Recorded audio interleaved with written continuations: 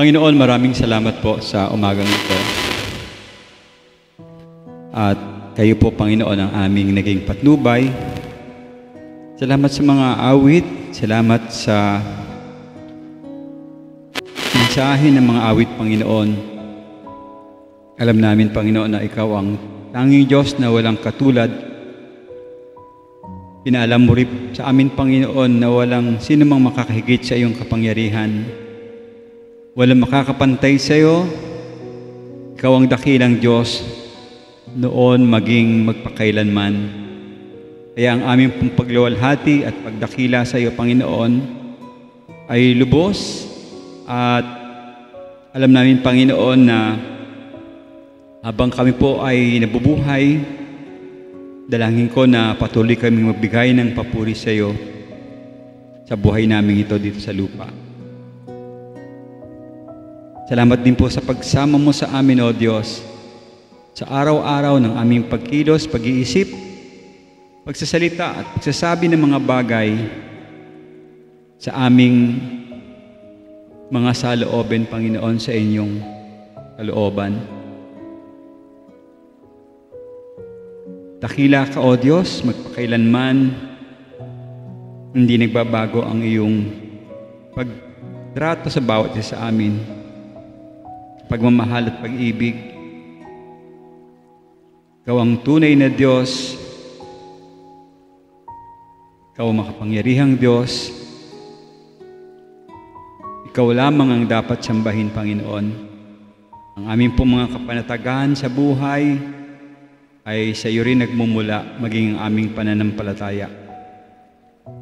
Dalangin namin ngayong umaga, Panginoon, ang aming mga puso at mga isip, maging ang aming kaluluwa, lumalapit sa iyo, humihingi ng tawad. Kayo po ang maglinis nito ngayon, Panginoon. Lalapit namin sa iyo lahat ng aming mga nagawang mga kalikuan, pagkakamali, mga bagay na hindi nakakalugod sa iyo, O Diyos. Dalangin po namin na ang iyong santong banal na Espiritu ang aming maging tagapagturo ngayon at maging gabay sa buhat, sa puso at buhay namin, O Diyos. At ngayon ding umaga, sa aming pong patuloy na paglapit sa iyo, salamat din po sa iyong biyaya. Salamat din po sa iyong gabay na binibigay sa amin, O Diyos. Maraming salamat. Patuloy kaming lumalapit, Panginoon. Sinasamo namin sa iyo ang patuloy na nararanasan ng aming bansa. Patuloy ko pong sinasama ang aming mga namumuno dito sa aming bansa sa panalangin. Idinudulog ko po sa iyo, Panginoon, sa iyong paanan na magkaroon sila ng tunay na pagsuko, totoong paglapit, maging makabuluhan ang kanilang buhay na naaayon po sa iyong nais para sa aming bansa. Dulutan mo ng karunungan ang kanilang mga isipan. Dulutan mo, Panginoon, ng integridad ang kanilang isip nang sa ganon, Panginoon, sa kanilang pamamalakad at patakbo ng aming bansa ay ikaw ang makilala at ikaw ang maitaas, Panginoon. Nilalapit ko po sila, O Diyos, buksan mo ang kanilang puso, buksan mo ang kanilang isipan, matutunan nila, matakot sila sa iyo, O Diyos. Maintindihan at maunawaan nila na ikaw lang ang nag-iisang dakila, ikaw lang ang pwedeng mag-ayos ng bawat paligid, kapaligiran, na ikaw rin, Panginoon, nagdudulot ng tunay na kasaganaan at kapayapaan. Samahan mo kami, Panginoon, sa mga nagbabadyang paparating na mga bagyo. Dulutan mo po ng lakas ng loob ang bawat isa. Payapain mo po ang aming isip at hinihiling namin po, Panginoon, ayon sa iyong kalooban, na loobin mo, Panginoon, na maingatan ang aming mga kababayan na dadaanan nitong mga bagyong ito. Sa iyo kami nagtitiwala at sa iyo namin pinapaubaya ang lahat ng mga susunod na mga pangyayari sa buhay ng bawat isa sa amin. Nawa magising at magbalik loob, magsisi, magkaroon ng tunay na paglapit sa iyo ang mga kababayan namin na hindi patunay na nakakakilala sa iyo, Panginoon. Salamat po sa tulong na ibinibigay mo sa may mga pangangailangan. Higit sa lahat, pangangailangan espiritual. Para po sa aming ministry, sa gawain, patuloy ko rin nilalapit ang aming mga leaders, Panginoon, sa Life in Church. Samahan mo po si Pastor Raymond sa kanilang pinagdadaanan ngayon sa Dasma. Kayo, O Diyos, ang naglagay sa Kanya doon. Ang aming pong panalangin ay maging maayos na ang kalagayan ng kanilang gawain doon. Samahan mo rin po ang kanyang nanay na alam namin, Lord, na mahirap yung kanyang sitwasyon physically. But still, we are hoping na kayo po ang mag-aayos para po sa kailuluwalhati mo, Panginoon, mag-aayos ng kanilang kalagayan. Maibalik yung alab din ng pagsamba ng mga kapatid doon sa Dasma. Salamat po sa mga nabuong gawain ngayon. Patuloy sana itong umunlad, lumago sila. Kahit na si Pastor Raymond ay nahihirapan din po sa kanyang sitwasyon. Sa Bulacan naman po, patuloy ang aming pasasalamat sa paggabay mo kay Pastor Jomel, sa kanyang mga leaders.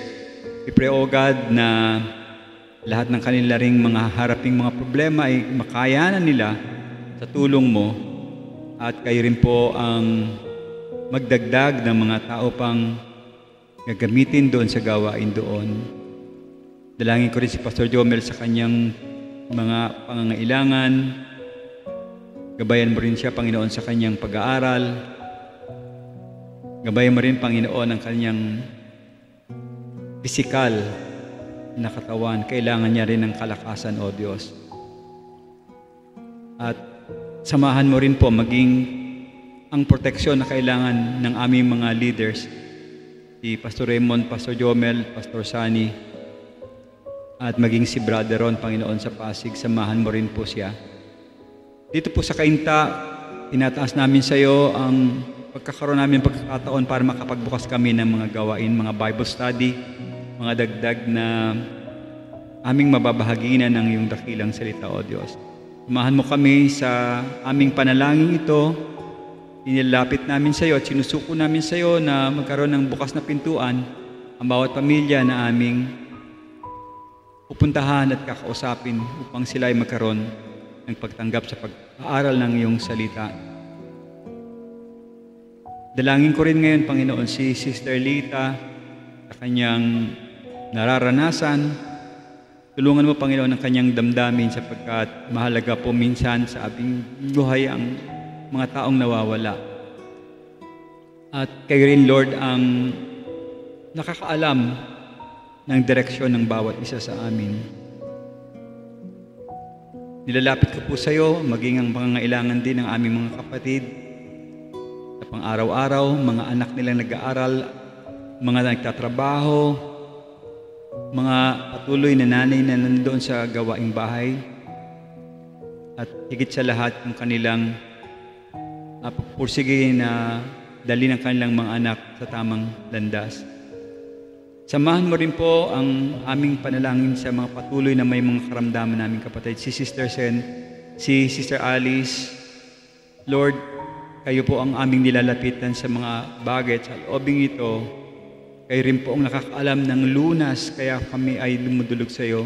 Lumalapit, Panginoon, nasasamahan sila pangailangang lunas ng kanilang mga nararamdaman at mga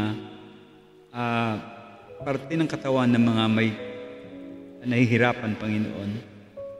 Tulungan mo po ang mga doktor, maging ang mga gamot na kanila ring iniinom. maging bahagi po ng lunas sa kanilang kasakitan, Panginoon. Samahan mo rin po kami ngayong umaga sa mensaheng pagkakalob ni Brother Ray. Patnubayan mo siya, ikaw ang maging tagapagturo, at hinihiling ko, Panginoon, ang kanyang mensahe ay aming matutunan na tumimo sa aming puso, magamit ito sa aming pang-araw-araw na buhay.